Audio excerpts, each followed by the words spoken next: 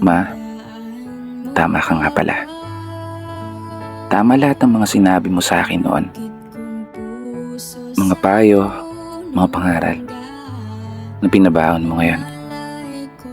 Na darating yung panahon na kailangan kong harapin yung mga pagsubok at hamon ng mag-isa.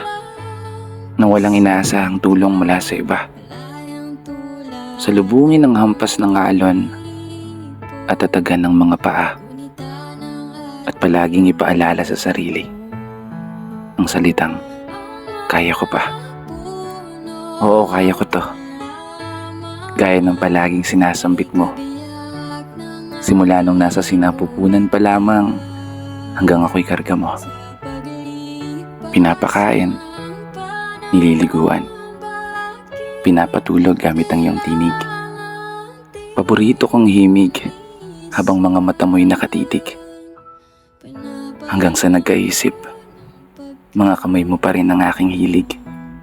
Hawakan sa tuwing takot ay sumisilip. Nakakaiyak naman to. Sa bawat umaga, na boses mo ang gumigising. Palaging nagpapaalala na maliliit ka na naman, bata ka, ano ka na. Ay, ikaw ang pinakamagaling na rapper na nakilala ko. Okay, balik tayo. Seryoso na. Ikaw nga pala yung nanay ko. Isang ilaw ng tahanan na nagpaliwanag ng buhay ko. Ang bukod tanging babae na una at sobrang minamahal ko.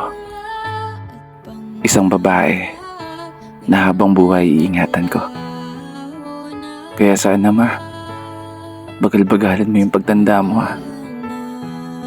Pangako, ipapanalo ko to. Hindi ko na masyadong pakakahabaan na para rin sa'yo naman tong video na to. Kasi tama naman lahat talaga ng sinabi mo. Malayo na ako sa'yo. Malayo ka rin sa pamilya mo. Kasi kailangan mo magtrabaho para sa amin. At ako naman, kailangan kong maghanap buhay para sa magiging pamilya ko balang araw. Kaya gagamitin ko na tong opportunity na to para iparamdam at ipakita sa'yo kung gaano kita kamahal.